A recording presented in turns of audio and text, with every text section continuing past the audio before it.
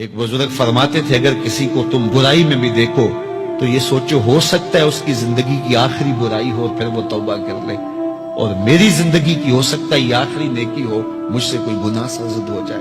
کتنے لوگ ہیں جو مرتبہ کمال پہ پہنچے لڑک گئے، بڑے بڑے لوگ تھے لیکن انجام ٹھیک نہیں ہوا۔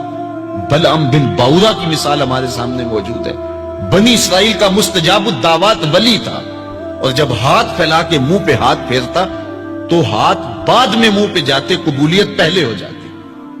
لیکن اسی کے بارے میں قرآن نے کہا نا، مثلہ کمثل الکلب، اس کی مثال کتے کی مثال ہے۔ زبان لٹک گئی تھی، زمین چاٹتا تھا، چونکہ اس کے ہاتھ نبی کے خلاف اٹھ گئے تھے۔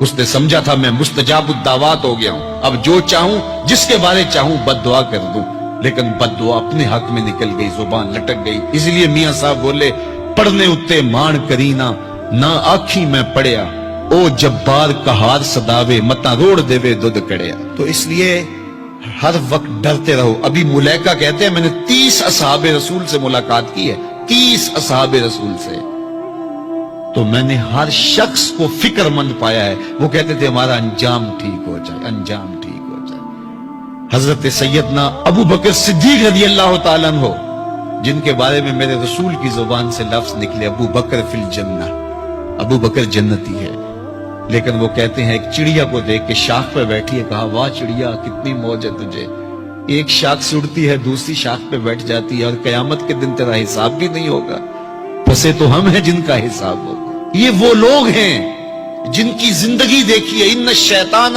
یفر من ذل عمر، عمر وہ ہے جس کے سائے سے شیطان بھی بھاگتا ہے، لیکن وہ کہتے ہیں کاش میں مٹی کا ڈھیلا ہوتا۔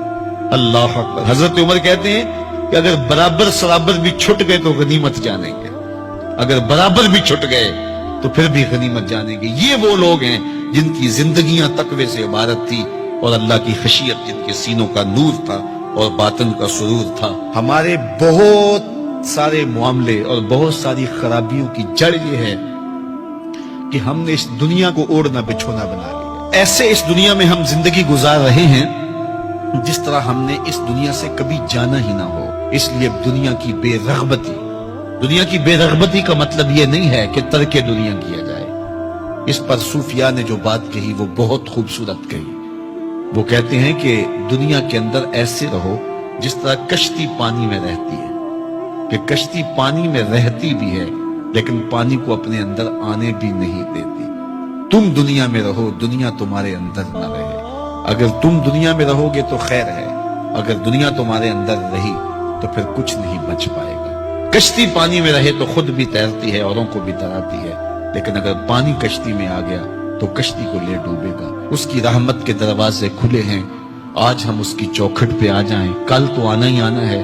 پھر جو کفن میں منہ چھپا چھپا کے آتے پھریں گے، کیا اچھا ہو کہ خود کھلے منہ سے اس کی رحمت کے دروازوں پہ آ جائیں۔ اس کی رحمتیں آواز دے رہی ہیں، یا ایھا الانسان، او بھاگنے والے انسان، او نسیان کے پتلے، او بھولے ہوئے، او بھٹکے ہوئے، راستہ چھوڑ کے جانے والے، مالک کی رحمت کی آغوش کو ترک کر دینے والے، آجا پلٹ کے، ما غرک بربک الکریم، آجا تیرا رب بڑا ہی کریم ہے۔ قبل اس سے وہ ماننے سے انکار کر دے، توبہ کا دروازہ بند ہو جائے، سورج مغرب سے طلوع ہو جائے، پھر بندہ ہاتھ کاٹے۔ کسی نے چیخ چیخ کے مجھے کہا تھا، کوئی رو رو کے ترلے منتیں کر کے مجھے کہتا تھا، میں اس کی بات کو نہ سنا، کاش کہ اس کی پکار کو سن لیا ہوتا، اس کی آواز پہ لبیک کہہ دیا ہوتا، اور میں اس کے ساتھ چل پڑتا، اور وہ مجھے انگلی تھام کر محمد عربی کی چوکھٹ پہ پہنچا دیتا، تو آج یہ رسوائیاں میرا مقدر نہ ہوتی۔ صاحبو آؤ، کتاب رحمت آواز دے رہی ہے، کتاب رحمت تمہاری انگلی تھام رہی ہے اور تمہیں حضور کی چوکھٹ تک پہنچا رہی ہے، اور آمنہ کا لال تجھے اپنے دامن میں لے کے رب سے مغفرت اور بخشش کا پروانہ لے کے دے رہا ہے۔ مجرم ہو تو منہ اشکوں سے دھوتے چلے آؤ، آؤ درے تواب پہ روتے چلے آؤ، قرآن میں مذکور ہے بخشش کا طریقہ، سرکار کی دہلیز سے ہوتے چلے آؤ۔ اور تھوڑی سی زندگی باقی ہے، بہت زندگی کاٹ چکی، آوارگی میں کاٹ دی، اور گناہوں میں کاٹ دی، منمانیوں میں کاٹ دی، خواہشات نفس میں کاٹ دی۔ آئیے ابھی سے اپنے اندر کو تبدیل کر لیجئے، اپنے احوال کی تبدیلی کا عزم مصمم کر لیجئے۔